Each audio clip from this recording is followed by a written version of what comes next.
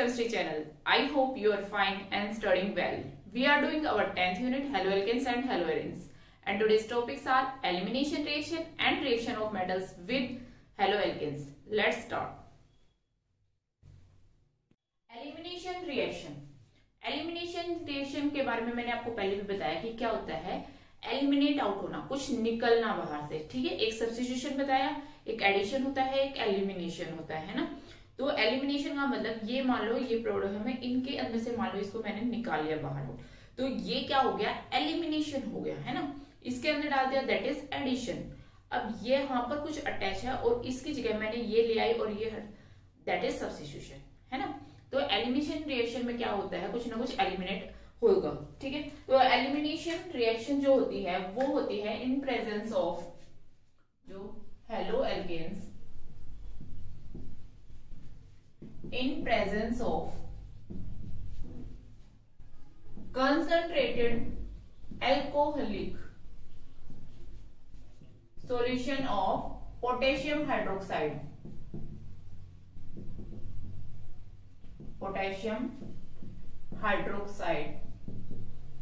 क्या होता है, KOH। ठीक है, इसका कंसंट्रेटेड एल्कोहलिक सॉल्यूशन अगर हम लेते हैं और उसकी ट्रीटमेंट करवाते हैं हेलोएल्केन्स से, तो वहां पर एलिमिनेशन रिएक्शन होती है। क्या एलिमिनेट होगा, देखो फॉर एग्जांपल कोई एग्जांपल लेते हैं हम, CH3CH2Br है प्लस KOH डाला हमने, ये एल्कोहलिक सॉल्यूशन लिया। ठीक है, कंसंट्रेटेड। ठीक है, यहाँ हम लिख सकते हैं एल्कोहलिक या एल्कोहल लिख दो, यहाँ पर कोई भी कुछ भी लिख सकते हैं। ठीक है, इसमें हीटिंग करवाई हमने, तो यहाँ पर क्या होता है, इसका प्रोडक्ट बनेगा, एलिमिनेशन होगा और यहाँ पर बनेगा CH2 double bond CH2, major product जो है ये बनेगा। क्या एलिमिनेट हुआ, देखो यहाँ से Br गया इस कार्बन का और इस कार्बन का क्या गया, हाइड्रोजन गया है ना, तो HBr निकल गया। ठीक है, यहां से इस पूरे से क्या निकल गया, HBr। तो ये मैकेनिज्म कैसे होता है, ये रिएक्शन कैसे होगी वो देखते हैं। इतना आपको समझ आ गया कि ये रिएक्शन किसकी प्रेजेंस में होगी, उसका भी ध्यान रखना है। हमने पहले भी की थी पोटेशियम हाइड्रोक्साइड के साथ रिएक्शन हेलोएल्केन्स की, लेकिन वो किसके साथ की थी, हमने एक्वा सॉल्यूशन में बनाया था KOH है ना, वहां पर ध्यान रखना। तो वहां पर OH जो है सब्स्टिट्यूशन रिएक्शन हुई थी, वहां पे सब्स्टिट्यूट कर दिया था OH ग्रुप है ना, एल्कोहलिक ग्रुप, OH आ गया था और Br जो या हेलोजन जो भी था वो निकल गया था। लेकिन अगर हम कंसंट्रेटेड एल्कोहलिक सॉल्यूशन लेते हैं KOH को, तो वहां पर एलिमिनेशन रिएक्शन होगी। तो ये बात ध्यान रखना कि यहाँ पर क्या गिवन है, एल्कोहलिक का कंसंट्रेटेड सॉल्यूशन दे रखा है या एक्वा सॉल्यूशन दे रखा है। ठीक है, तो अभी मैकेनिज्म देख लेते हैं। जैसे कि ये था आपका CH3CH2Br है ना, और हमारे पास था KOH। तो KOH है, K पॉजिटिव होता है, OH नेगेटिव होता है। ठीक है, और इसको मैं थोड़ा सा और ओपन करके लिखती हूँ इस फॉर्म में, इसको मैं यहाँ पे ऐसे लिख देती हूँ। ठीक है, ये आपका CH2 है, H है। ठीक है, इसको चाहे ऊपर की साइड लिख लो या नीचे की साइड, कोई फर्क नहीं पड़ता उससे, यहाँ दिखा दिया जाए। तो OH नेगेटिव जो हाइड्रोक्साइड जो है इस हाइड्रोजन पर अटैक करेगा और ये वाला बॉन्ड जो है ये यहाँ पर सब्स्टिट्यूट हो जाएगा, मतलब ये इलेक्ट्रॉन्स जो है वो यहाँ चले जाएंगे और ये OH इस हाइड्रोजन को ले जाएगा बाहर, क्योंकि OH और H मिलकर क्या बना रहे हैं, वाटर, और इजीली बन जाता है। तो ये इसको लेके क्या निकाल देगा, वाटर निकाल देगा। जैसे ही ये यहाँ पर आएगा, ये डबल बॉन्ड क्रिएट होगा। ये डबल बॉन्ड जैसे ही बनेगा, इसकी भी वैलेंसी पूरी, इसकी भी वैलेंसी है ना, 4 बॉन्ड इसके भी पूरे हो जाएंगे, इसके भी। तो ये Br नेगेटिव क्या हो जाएगा, निकल जाएगा, एलिमिनेट हो जाएगा। इस तरह से ये हाइड्रोजन भी एलिमिनेट हो गया और Br भी एलिमिनेट हो गया। अब ये किस फॉर्म में आएगा, ये इस इलेक्ट्रॉन बॉन्ड के इलेक्ट्रॉन लेकर जाएगा Br, तो ये Br नेगेटिव की फॉर्म में आएगा। ठीक है, यहाँ तो OH नेगेटिव था तो ये H पॉजिटिव को लेके जाएगा, इसीलिए ये इस बॉन्ड के इलेक्ट्रॉन वो लेके नहीं गया है, ये छोड़ के गया है। तो ये वाले इलेक्ट्रॉन यहाँ आके बॉन्ड बना लेंगे। अब यहाँ वैलेंसी पूरी होगी, तो ये जो बॉन्ड है वो एक्स्ट्रा हो जाएगा। तो Br नेगेटिव की जो Br है क्या है, हेलोजन है, इनकी इलेक्ट्रॉन नेगेटिविटी ज्यादा होती है, तो इसकी क्या टेंडेंसी रहेगी, इन इलेक्ट्रॉन को लेके जानेंगे। तो ये Br नेगेटिव की फॉर्म में निकल जाएगा। जैसे ये Br नेगेटिव की फॉर्म में निकलेगा, K के साथ कंबाइन हो जाएगा और KBr बन जाएगा। ठीक है, तो हमारा क्या बन गया, यहाँ पर हमने क्या लिया था, एल्कोहलिक सॉल्यूशन है। ठीक है, हीटिंग करवाई थी, तो आपका CH2 डबल बॉन्ड CH2 यानी एल्कीन बन गया। क्या बनेंगे, एल्कीन। नाम क्या है इसका, इथीन। 2 कार्बन का है ना, तो इथीन।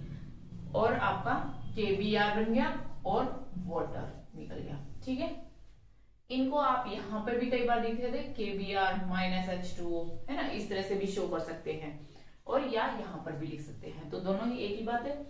ठीक है, ध्यान रखना साइड प्रोडक्ट से ही। अब देखो, इस तरह से अगर हम यहाँ पर क्या किया है हमने, एलिमिनेशन रिएक्शन। कौन सी एलिमिनेशन हुई है, एक तो हाइड्रोजन गया है, एक ब्रोमीन हेलोजेंस गया है ना, कोई भी हेलोजन हो सकता है। तो इस प्रोसेस को बोलते हैं डी मतलब रिमूव होना, हाइड्रो मतलब हाइड्रोजन, हेलोजिनेशन यानी कि डी मतलब रिमूवल हाइड्रोजन का हेलोजन का, वो प्रोसेस जिसमें हाइड्रोजन और हेलोजन का रिमूवल हो, दैट इज डीहाइड्रोहेलोजिनेशन। तो ये this reaction is called dehydrohalogenation, क्योंकि इसमें हाइड्रोजन और हेलोजन दोनों ही रिमूव हो रहे हैं। Is it clear? तो आई थिंक आपको ये समझ आ गया होगा अच्छे से, है ना। तो अब कोई, ये तो था सिंपल कि एल्कीन बन रहा है, लेकिन कोई दूसरा एग्जांपल लेके करते हैं। For example CH3 CH2 CH2, यहां पर हमने ले लिया, एक और ले लेते हैं कार्बन चेन, यहां पर CH3 ले लो, और यहां पर ले लिया हमने Cl। ठीक है, कुछ भी ले लो, BrCl, और इसकी हमने कंसंट्रेटेड KOH एल्कोहलिक सॉल्यूशन के साथ रिएक्शन करवाई, तो आपको प्रोडक्ट बताना है। अब देखो, यहाँ Cl जाएगा, ठीक है, CH3 CH2 CH। अब देखो, 2 यहां पर चांस है। एक तो आपको कि यहां से हाइड्रोजन, हाँ इसमें तो सॉरी ये वाला एग्जांपल नहीं, ये इसमें तो सिंपल वाला ही बनेगा। देखो, यहां से हाइड्रोजन जाएगा, एक तो क्लोरीन, इस कार्बन का ये क्लोरीन चला गया, ठीक है, CH3 CH2 CH CH3, ठीक है, यहां तक आ गया आपका।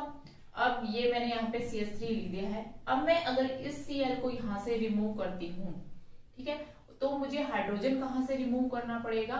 देखो, इसके ऊपर तो ये अटैच है, या तो इस कार्बन का या मुझे इस कार्बन का, है ना, ऐसे ही था ना। देखो, CH3 CH2 Br, इस कार्बन का तो हेलोजन जाएगा, और इससे नेक्स्ट जो कार्बन है उसका हाइड्रोजन गया था, तो वही है। इस कार्बन पे तो हेलोजन है, तो इसका तो हेलोजन जाएगा, और इससे नेक्स्ट कार्बन ये भी है और ये भी है, ठीक है, तो इसका भी हाइड्रोजन जा सकता है, इसका भी हाइड्रोजन जा सकता है। तो आप बताएं किसका हाइड्रोजन जाएगा। देखो, दोनों का आप बना के निकाल के बताते हैं।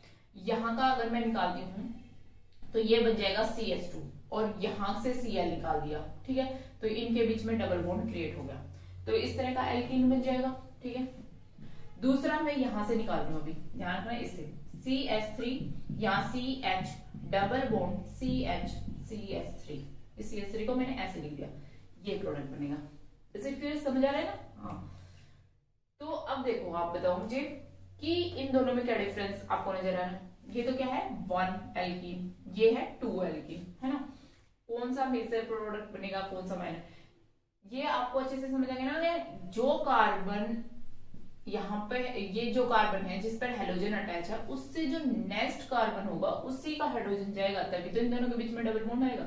तो इससे नेक्स्ट कार्बन ये भी है, और इससे नेक्स्ट कार्बन ये भी है, और इसके पास भी हाइड्रोजन है, इसके पास भी हाइड्रोजन है, ठीक है। तो यहां से भी जा सकता है, अगर यहां से जाएगा तो ये वाला प्रोडक्ट बना, अगर यहां से जा रहा है तो ये वाला प्रोडक्ट बना, ठीक है। अब इन दोनों में एक चीज देखो आप ध्यान से, इसको मैं ऐसे भी लिख सकती हूँ, देखो यहां लिख दिया मैंने, एक ही बात है, इससे कोई फर्क नहीं पड़ता। अब इन डबल बॉन्डेड कार्बन को आपने देखना है, ये है। अब इस डबल बॉन्डेड कार्बन पे कोई कार्बन चेन नहीं है, कोई सब्स्टिट्यूएंट नहीं है, है ना, और इस डबल बॉन्डेड कार्बन पे कितना है, एक कार्बन चेन है ना। इससे अटैच क्या है, एक चेन है कार्बन की, ये दो नहीं है, मतलब इसके डायरेक्ट तो एक ही अटैच है ना इससे, तो ये पूरी एक चेन बन गई। एक सब्स्टिट्यूएंट है इसके पास, एक हाइड्रोजन है, इसके पास दोनों ही हाइड्रोजन है, कोई सब्स्टिट्यूएंट नहीं है हाइड्रोजन के अंदर, ठीक है। तो ये तो हो गया वन सब्स्टिट्यूटेड, ठीक है। और यहाँ पर देखो ये डबल बॉन्डेड कार्बन है, इसके पास भी एक कार्बन चेन है और इसके पास भी एक, तो इसमें क्या हो गए, दो सब्स्टिट्यूएंट हो गए, है ना, तो ये डबल सब्स्टिट्यूटेड हो गया। क्लियर हो रही है ना, जो दो डबल बॉन्डेड कार्बन है ना, उनके साथ में कौन सी कार्बन चेन प्रेजेंट है वही हमने देखनी है। तो यहाँ पर एक कार्बन चेन है, यहाँ पर एक है, तो ये दो सब्स्टिट्यूएंट हो गए। इसके पास जो डबल बॉन्डेड कार्बन है इसमें एक ही चेन है इस तरफ और इस तरफ तो है ही नहीं, तो ये क्या है आपका सिंगल सब्स्टिट्यूटेड हो गया। तो सेड्जर्फ रूल क्या कहता है कि more substituted alkene is the major product in elimination reaction या डिहाइड्रोहेलोजिनेशन रिएक्शन। तो दैट इज ये ज्यादा सब्स्टिट्यूटेड है, तो ये क्या बनेगा आपका मेजर प्रोडक्ट और ये आपका रहेगा माइनर, ठीक है। क्लियर हो गया आपको।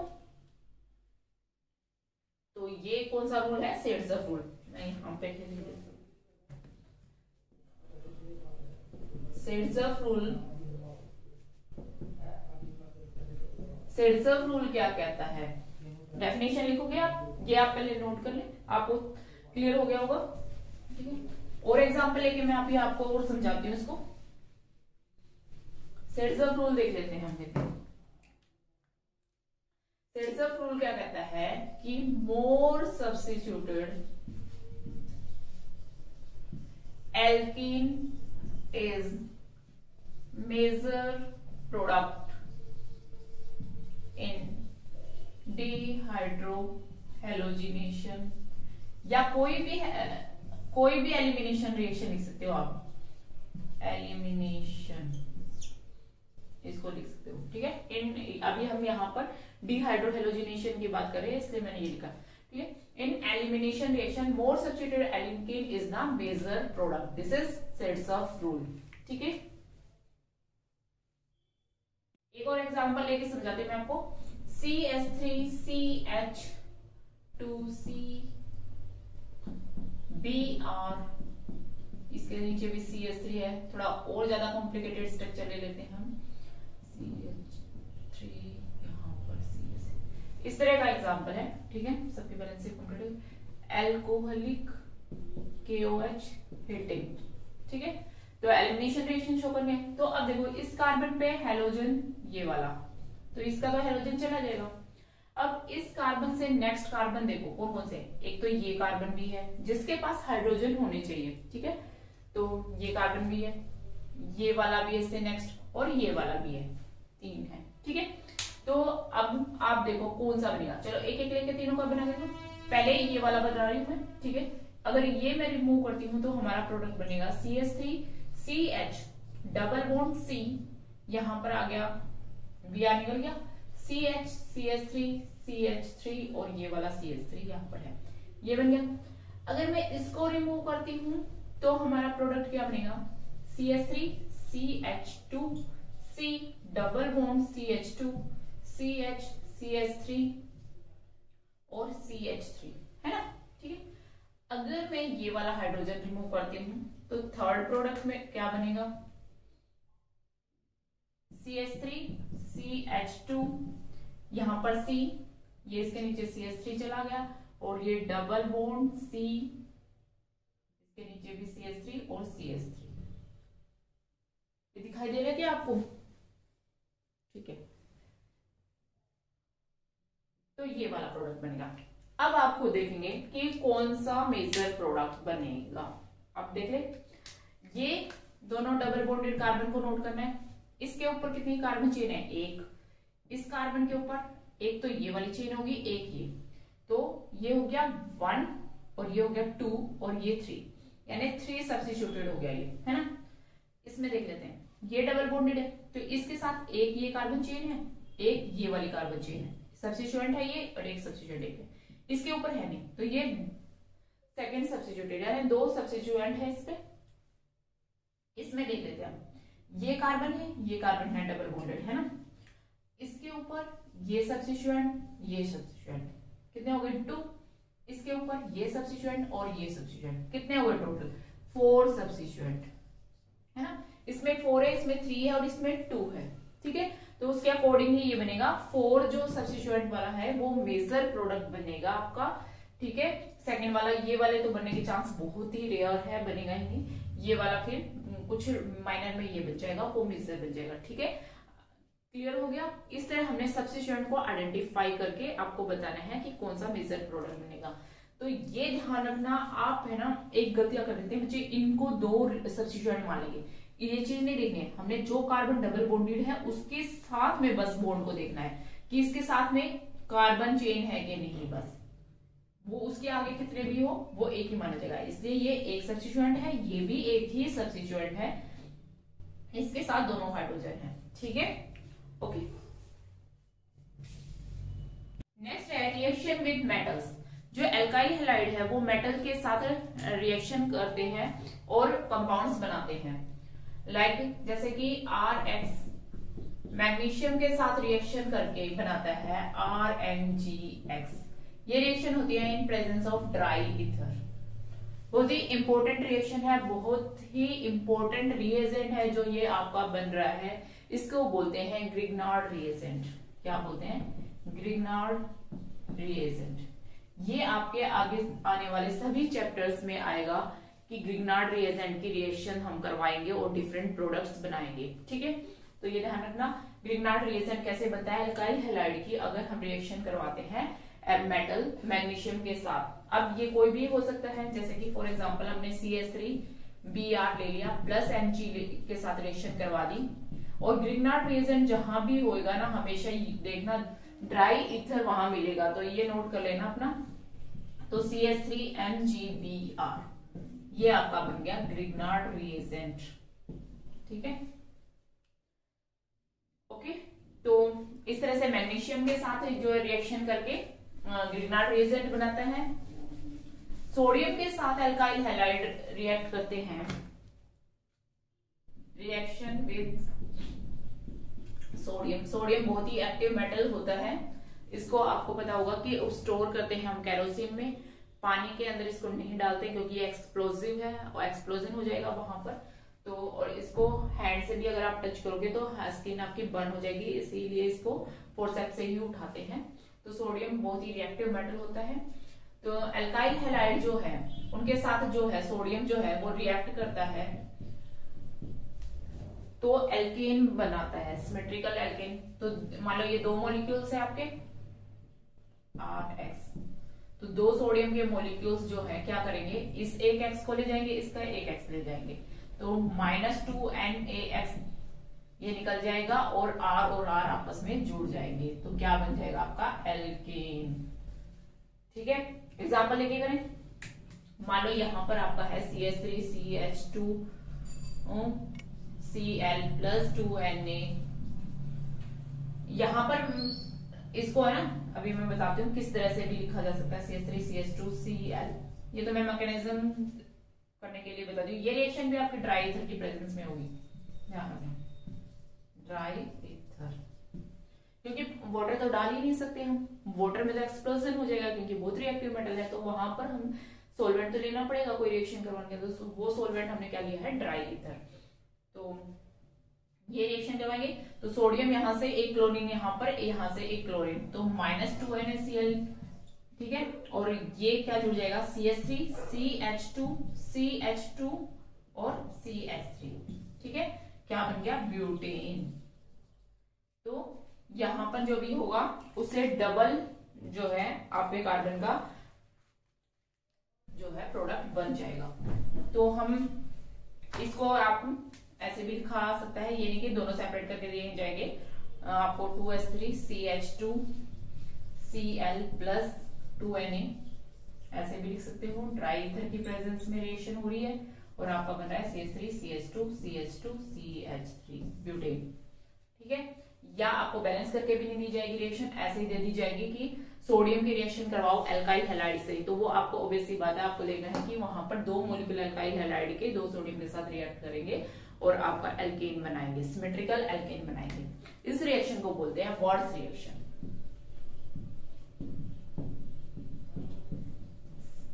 Synthesis of alkene, 11th class में आपने जो है एल्केन की फॉर्मेशन में किया होगा ये रिएक्शन वॉर्ट्स रिएक्शन, ठीक है। तो आई थिंक क्लियर, सोडियम के साथ रिएक्शन होगी आपकी वॉर्ट्स रिएक्शन और ग्रिग्नार्ड रिएजेंट बनाएगा ये किसके साथ, मैग्नीशियम के साथ। Now reaction with lithium,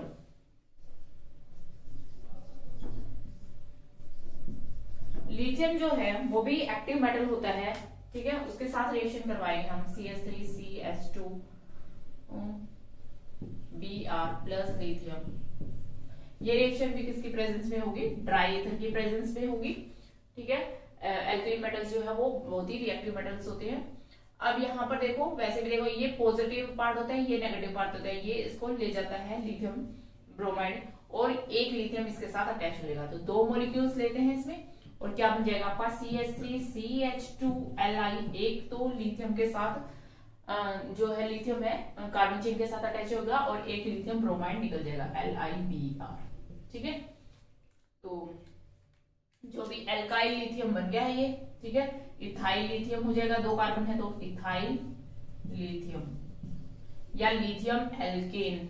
Ayurveda name करेंगे तो पहले पॉजिटिव पार्ट लिखते हैं तो लिथियम और यहाँ पर लिखेंगे 2 कार्बन की चेन है तो इथेन, 3 की होती है तो लिथियम प्रोपेन, है ना। और कॉमन नेम अगर हम लिखते हैं तो इथाइल लिथियम, ये ब्रोमो इथाइल ब्रोमाइड लिखेंगे अगर कॉमन है नेम है तो इथाइल ब्रोमाइड, और आयुर्वेद नेम लिखोगे तो ब्रोमो इथेन। तो जो यहाँ पर लिख रहे हो उस तरह के इसकी नेमिंग कर लेंगे।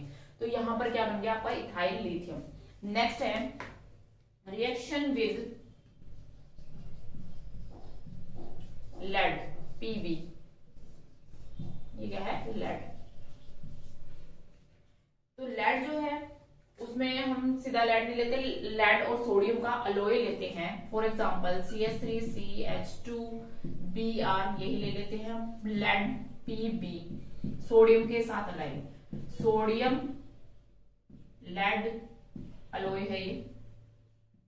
जब इसके साथ इसकी रिएक्शन करवाई जाती है तो ये जो लेड है ये कार्बन चेन के साथ चला जाएगा, इसकी क्या होती है वैलेंसी 4 होती है, तो यहाँ पर 4 पॉजिटिव, तो ये लेड जो है 4 जो है इन कार्बन चेन के साथ जो है कंपाउंड बनाएगा। तो यहाँ हम ले लेंगे 4 मॉलिक्यूल्स और यहाँ बन गया आपका CH3CH2 4, यहाँ पे टेट्रा और Pb टेट्रा इथाइल लेड, क्या बन गया टेट्रा, 4 है, क्या है इथाइल है, tetra ethyl lead, tetra ethyl lead दिखाई दे रहा है अभी, ठीक है। तो ये इसको TeL भी बोलते हैं, TeL टेट्रा इथाइल लेड, ठीक है। उसके बाद जो साइड प्रोडक्ट है वो क्या बन गए हमारे, जो Br है और Na है, ये NaBr बना देगा। तो यहाँ पर है ना हम 4 लिए थे, 4 मॉलिक्यूल्स लेंगे तो 4 NaBr निकल जाएगा, यहाँ हमने 4 NaBr निकल जाएगा और 3 लेड के मॉलिक्यूल्स बाहर निकल जाएंगे, 3 Pb, क्योंकि एक Pb तो यहाँ पर यूज हो गया है।